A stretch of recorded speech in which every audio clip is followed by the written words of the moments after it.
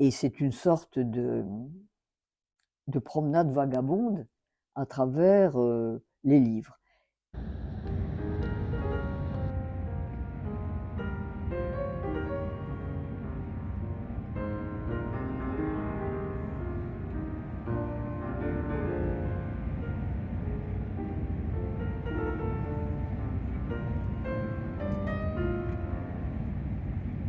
Vous parlez longuement dans Composition française des livres et des bibliothèques qui vous ont permis de grandir et de vous évader. Vous parlez du tapis volant des livres. Quels livres vous ont fait grandir?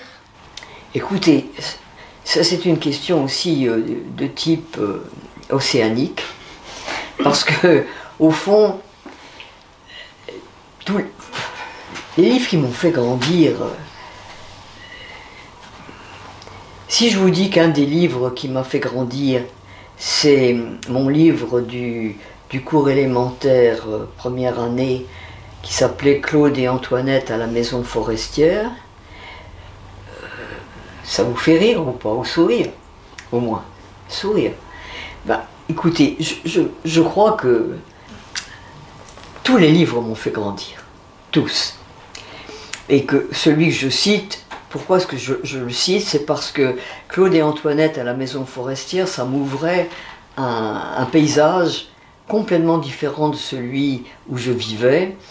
C'était d'une manière très très traditionnelle l'histoire d'un petit Parisien qui va se refaire une santé à la campagne au centre de la France et dans une maison forestière.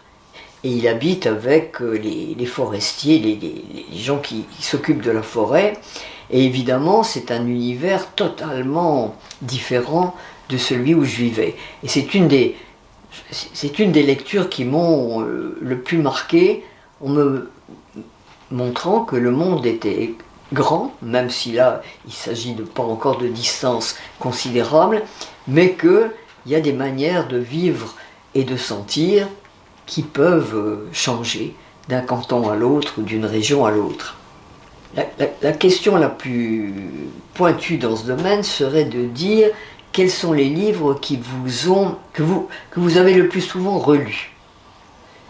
Je crois que là on tient les livres qui ont aidé à grandir. Et donc j'en ai plein. Mais si je devais prendre peut-être le meilleur exemple, celui que j'ai relu, je ne sais pas, une bonne vingtaine de fois, c'est le livre d'un romancier américain qui s'appelle Henry James, et le livre s'appelle Portrait de femme. Et c'est un livre que je suis capable de relire 20 fois, dont la scène finale, je la connais presque par cœur, qui est à la fois une scène d'amour et malheureusement en même temps d'agonie. Il s'agit d'une sorte de rencontre entre deux êtres qui se sont aimés sans le savoir. En tout cas, non. Le personnage masculin a su toujours qu'il aimait la femme dont il est question. Elle le découvre sur le tard et elle le découvre sur son lit de mort, à lui. Et donc c'est à la fois une scène bouleversante et une scène qui fait comprendre que la merveille de l'existence, c'est la confiance. C'est-à-dire l'espèce de confiance totale, complètement décalée du jugement qu'on porte sur l'autre, mais qui est une sorte de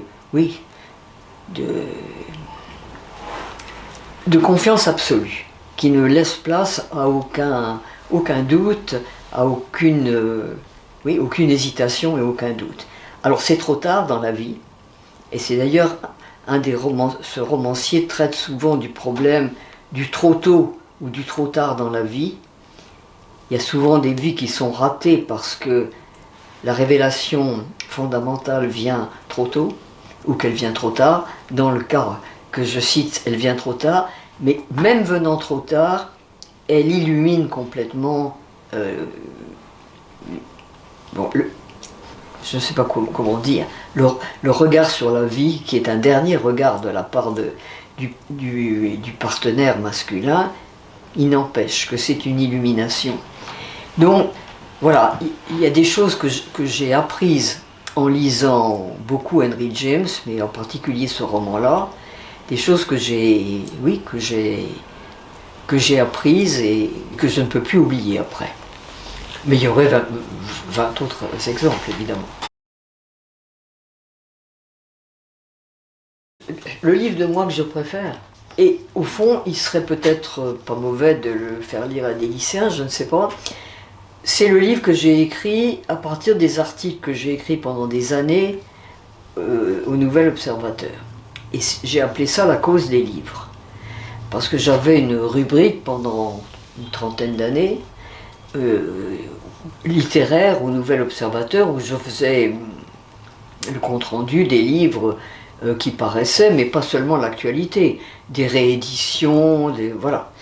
Et donc j'ai fait ça pendant 30 ans, et à un moment donné, il n'y a pas longtemps d'ailleurs, il n'y a pas si longtemps que ça, Gallimard m'a dit, si vous publiez vos articles, quelques-uns, je n'ai pas tout publié bien sûr, j'en ai choisi, et donc c'est un vagabondage à travers la littérature.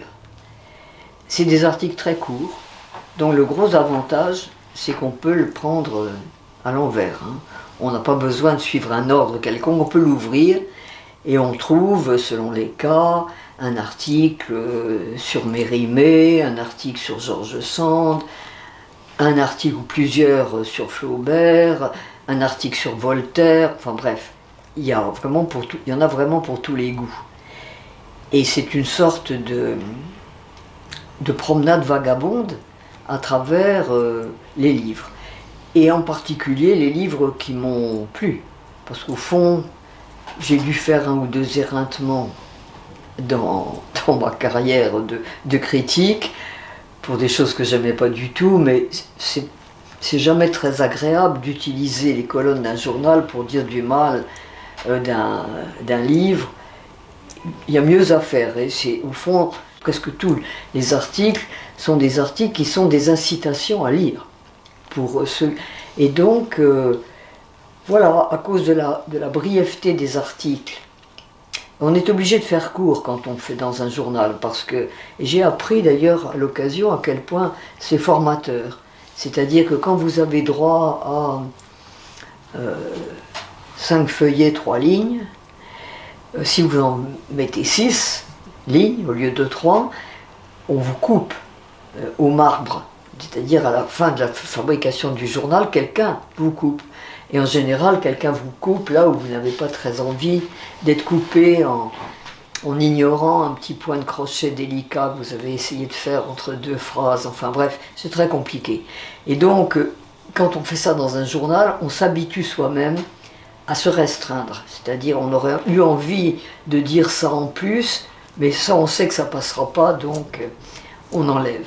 C'est une grande école hein, de journalisme. Moi, souvent, les universitaires ont beaucoup de mépris pour l'activité du journalistique, mais franchement, ça apprend beaucoup de choses. Ça apprend à faire court, à tenir l'essentiel, bon, bref.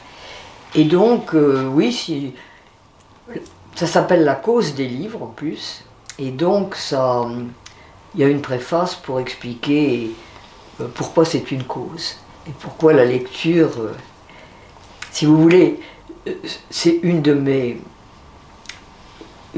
objections sur la lecture numérique, c'est que la lecture numérique est une lecture souvent impatiente.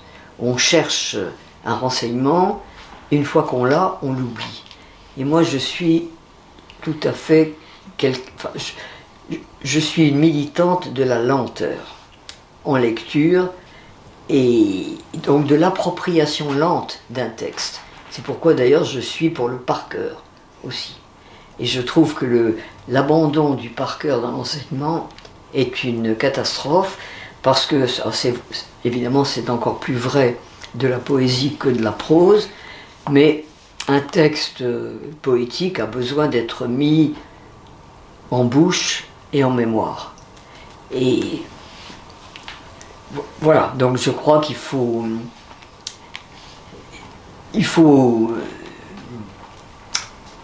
respecter le texte écrit au point de se le rendre familier, de se l'approprier. Donc la cause des livres, c'est un peu celle-là, c'est-à-dire de se faire familier des livres et non pas leur demander une information hâtive. Ça compte de chercher un renseignement rapide, mais la lecture, c'est pas ça, pas tout à fait ça. Et est-ce que vous auriez des conseils pour faire lire les jeunes? Oui, ça,